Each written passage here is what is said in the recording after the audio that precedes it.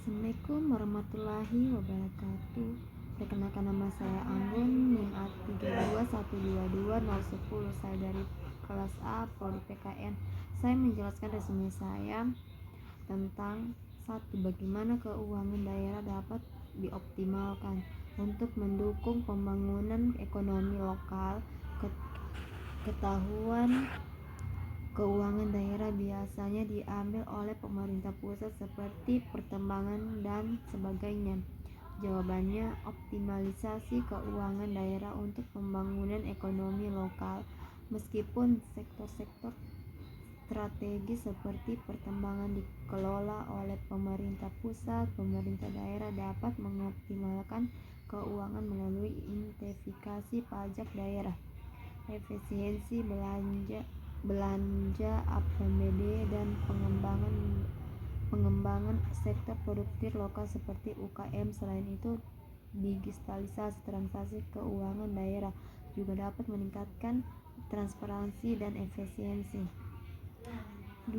Tata kelolaan seperti apa dan bagaimana cara atau menjamin tata kelola baik bisa meningkatkan kepercayaan serta efektivitas pemerintahan desa.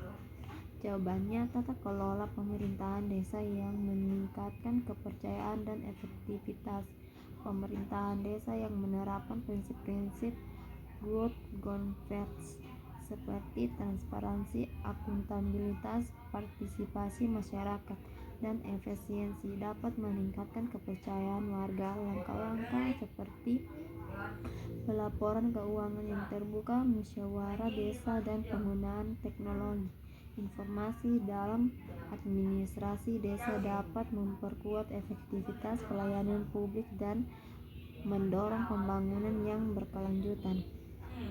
3. Apa dampak positif dari adanya kerjasama antara pembangunan daerah? Jawabannya, dampak positif kerjasama antar pemerintahan daerah terhadap pembangunan daerah. Kerjasama antar pemerintahan daerah dapat mempercepat pencapaian target pembangunan, mengatasi tantangan bersama seperti bencana alam dan pengelolaan sumber daya alam, serta meningkatkan efisiensi dalam penyediaan infrastruktur dan fasilitas publik.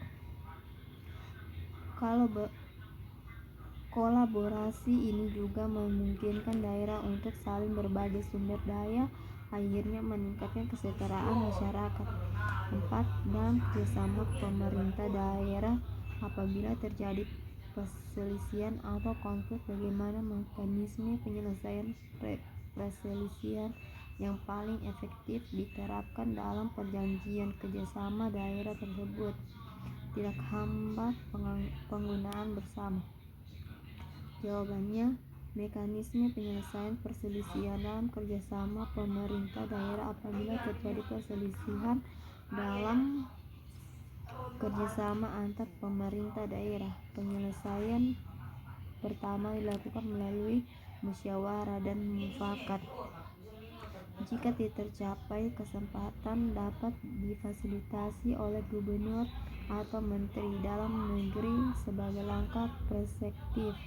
Pentingnya untuk mencantumkan klausul penyelesaian perselisihan dalam perjanjian kerjasama yang mengatur mekanisme penyelesaian seperti mediasi atau arbitrase. 5. Apa perbedaan antara desa dan kelurahan terkait pengelolaan daerah dalam hal pembangunan daerah?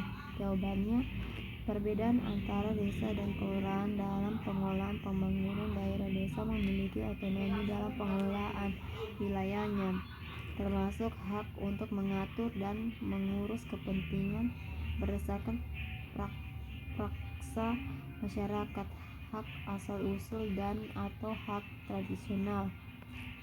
Kepala desa dipilih langsung oleh masyarakat dan memiliki kewenangan lebih luas dalam pengelolaan pembangunan.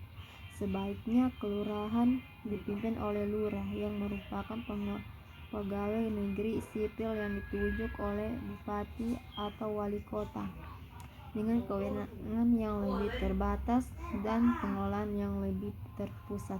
Sekian dan terima kasih.